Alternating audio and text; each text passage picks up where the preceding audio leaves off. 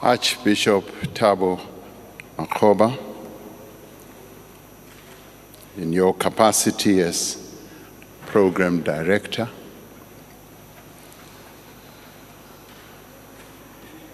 Mama Leah Tutu, members of the Tutu family, His Majesty King Letsie III,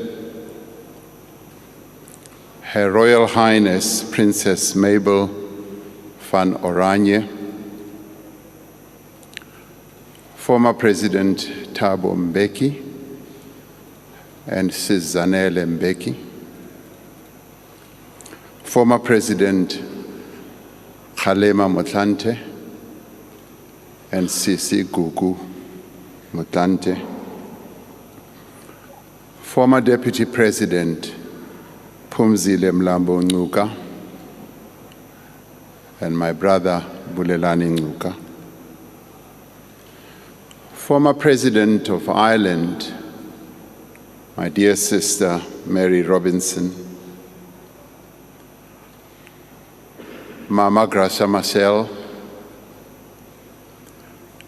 ministers, Acting Chief Justice Raymond Zondo, Premier of the Western Cape, Alan Winde, Executive Mayor of the City of Cape Town, Mr. Hill Lewis, Reverend Michael Guida, Dean of Cape Town, the leadership of the Anglican Church of Southern Africa, retired Bishop Michael Newtel, leaders of the faith of all denominations that are here present, leaders and representatives of political parties, General Ruzani Mapanya, Chief of the South African National Defence Force, veterans of the liberation organizations, and fellow mourners. Archbishop Makgoba, soon after the passing of our father, I went to visit Mama Leah Tutu and the family.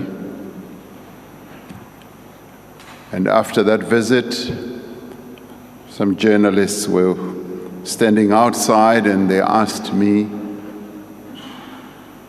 will the Archbishop be given a Category 1 funeral? I said, of course it will be a Category 1 funeral. But then I added, with religious characteristics. And may I say that today, you may well have written another chapter in government orders and processes of what a Category 1 funeral with religious characteristics is. And thank you very much. I've just seen it for myself.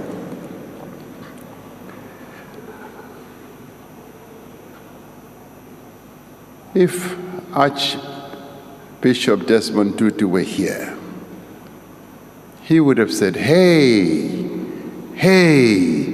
why are you looking so glum, so unhappy? He would have wanted to elicit a smile, a laughter from amongst all of us. That was the type of person that he was.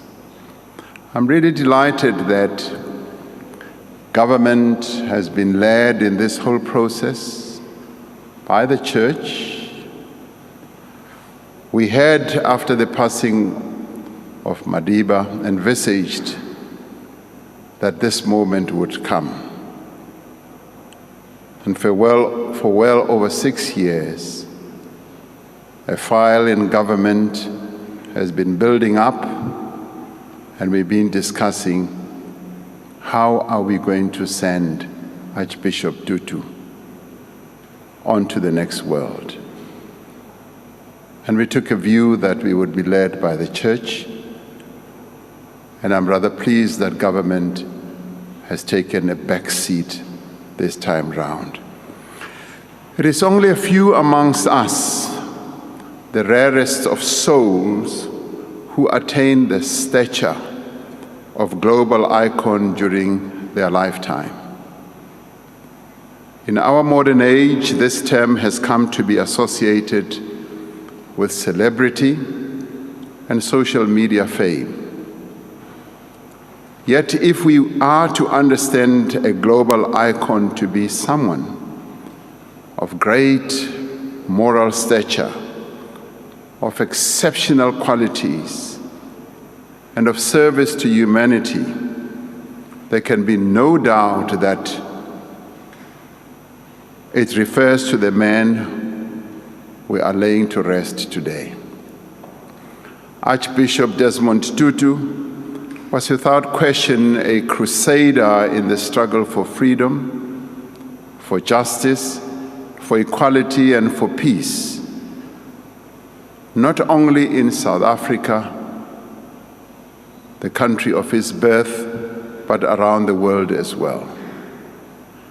Such was the overarching impact and influence that Emeritus Archbishop Desmond Tutu had, that tributes have been received, as we had, from current, past presidents, religious leaders, monarchs, lawmakers, political parties, musicians, artists, and ordinary people from all corners of the world.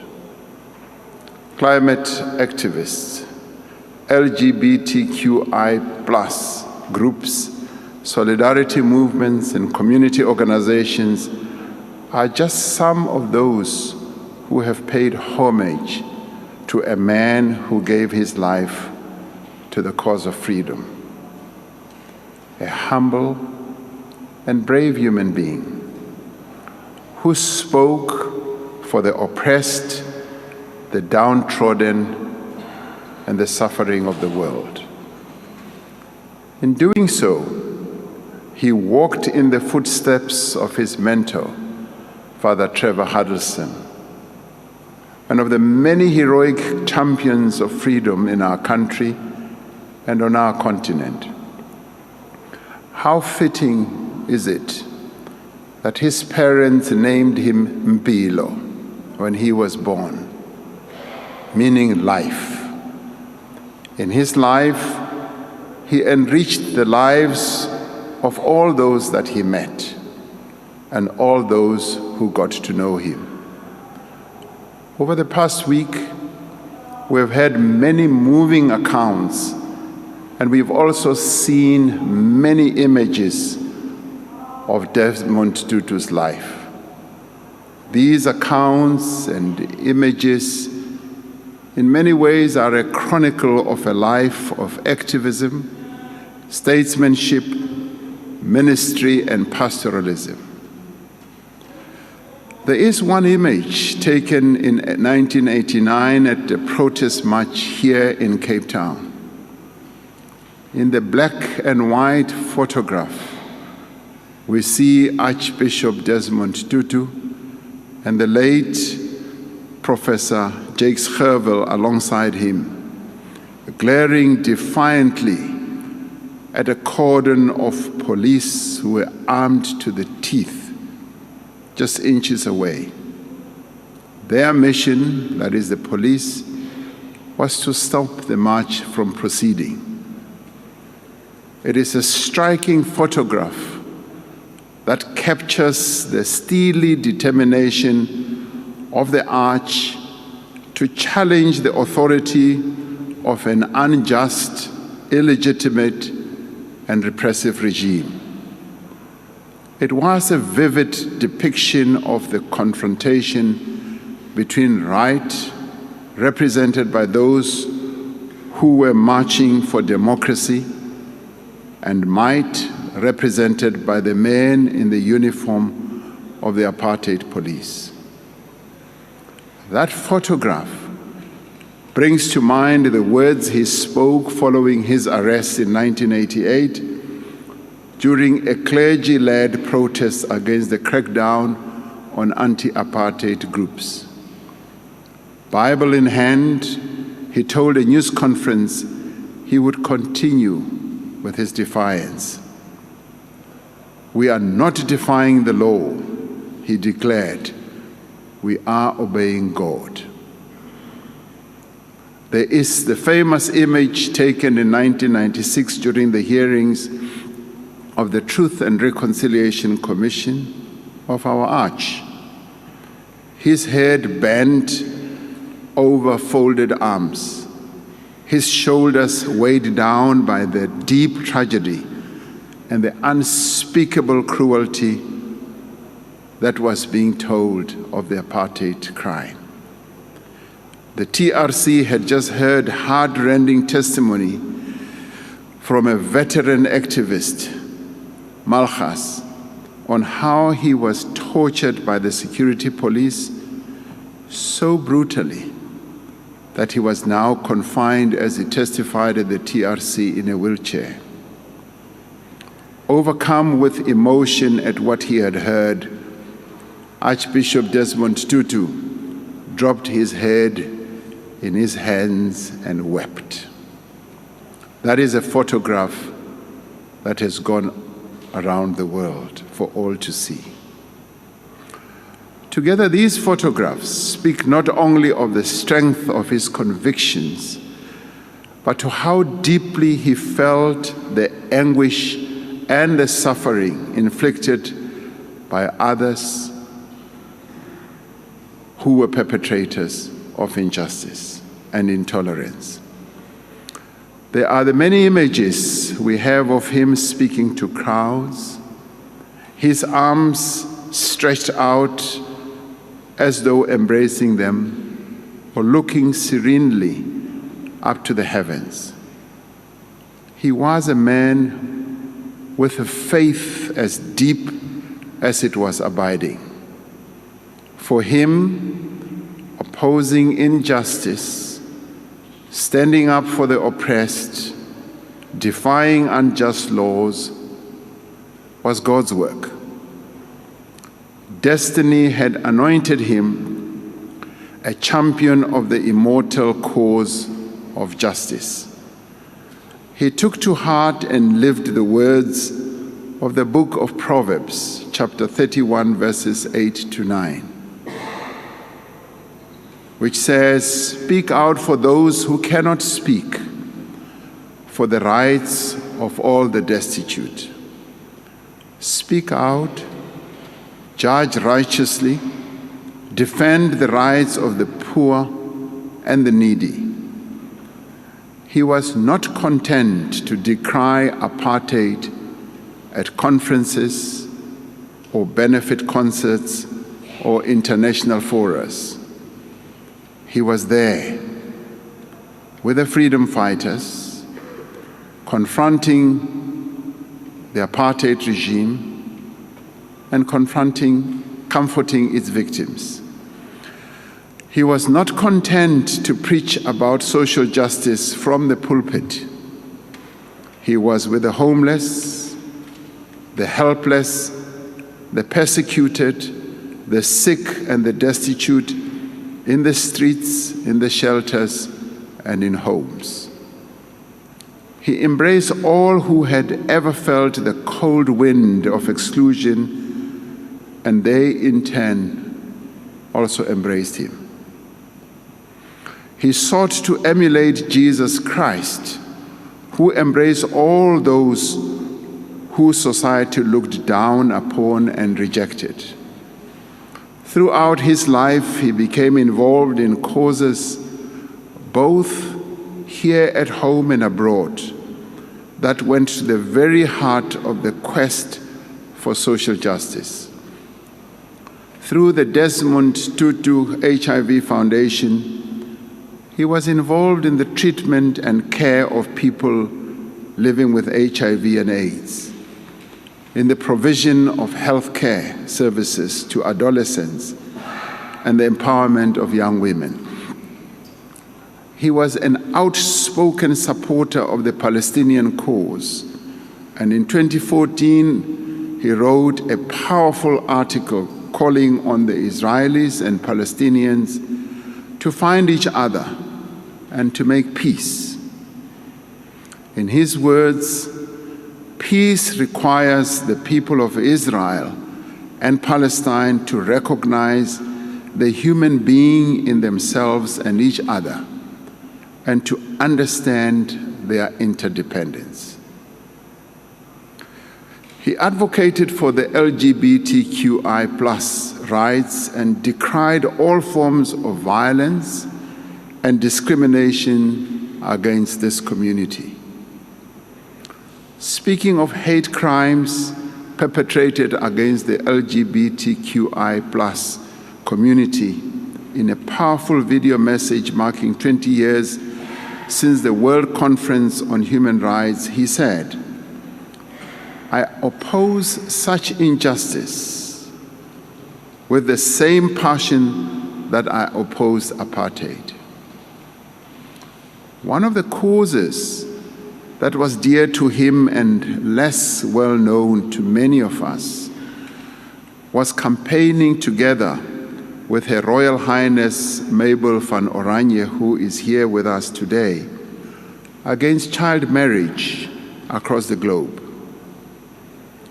I have learned how the Arch traveled to villages in Ethiopia, in India, and Zambia to understand the circumstances under which young girls were being forced into marriage. He also took up this cause with the elders. Mary Robinson, part of the elders, is here. Mama Grasha Machel is also here. The group of senior leaders brought together by President Nelson Mandela in 2007.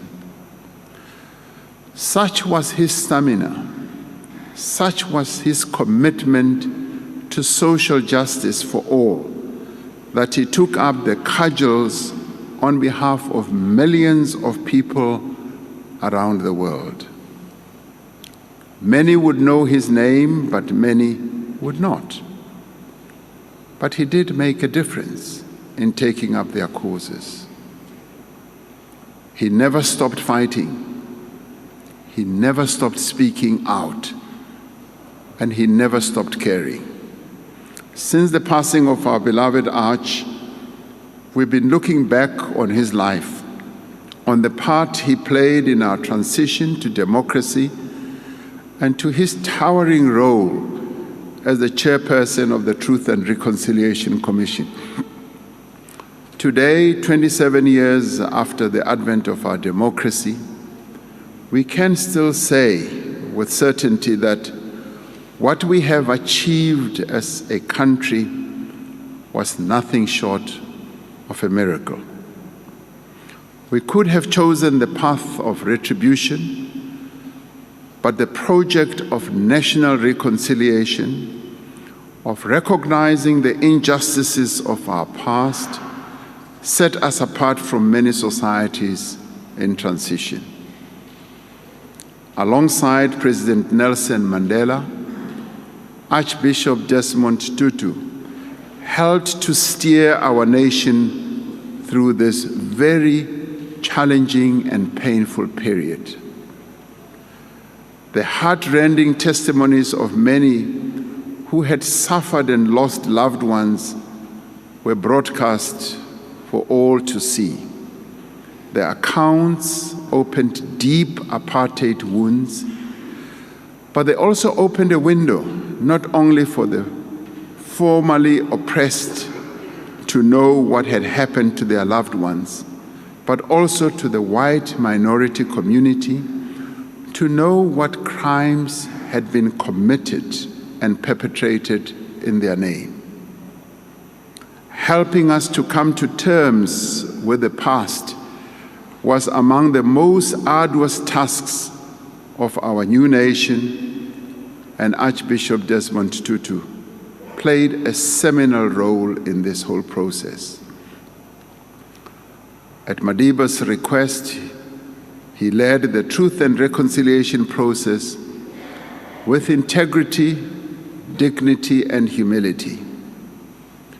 While our beloved Madiba was the father of our democracy, Archbishop Desmond Tutu was the spiritual father of our new nation.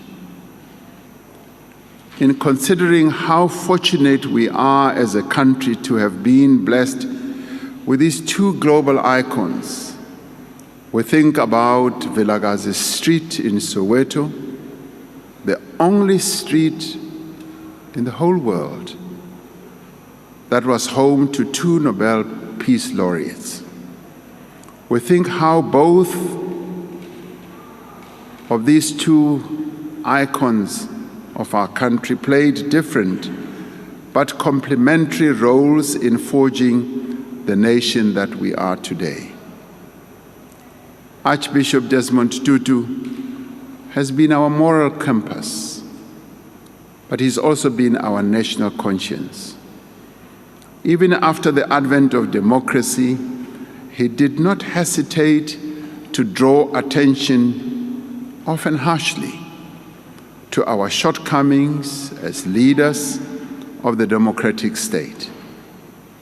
He saw our country as a rainbow nation emerging from the shadow of apartheid, united in its diversity, with freedom and equal rights for all. The Arch bequeathed us many things: the importance of having the courage of one's convictions, solidarity with the oppressed, delivering on the promises made by the Constitution, and many others. But it was with this term, Rainbow Nation, that he bequeathed our new nation the greatest gift of all: hope and forgiveness. Hope and forgiveness for a better tomorrow.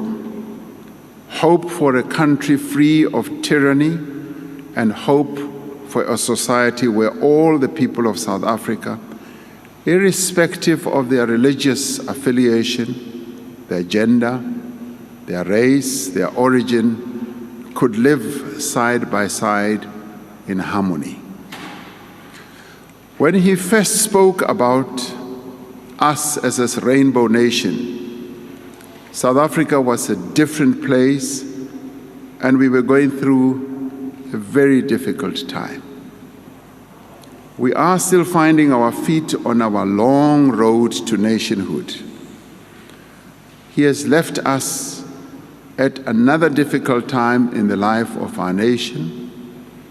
Problems and challenges abound, and they are everywhere. Poverty and inequality, racism, homophobia, gender-based violence, crime and corruption have left many people disenchanted. There are times when he felt let down, and yet he never lost hope. The most fitting tribute we can pay to him, whoever and wherever we are, is to take up the cause of social justice for which he tirelessly campaigned throughout his life. Archbishop Tutu has left a formidable legacy, and we are enormously diminished by his passing. His life straddled an epoch in our country's history that has now come to an end. Though we say goodbye to him today with the heaviest of hearts, we salute our beloved Arch for all that he did to help build this nation. We thank him for giving us hope, for reminding us of our responsibility as a people, but more especially also as leaders, and for giving us a reason to believe that we are and that we can be a true rainbow nation that he spoke about. We celebrate him for what he was: life, Mpilo.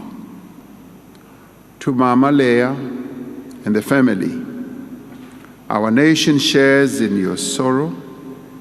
On behalf of the government and the people of South Africa, we thank you for sharing your husband, your father, your brother, uncle, and grandfather with us. We know it was not easy, and yet you did so willingly.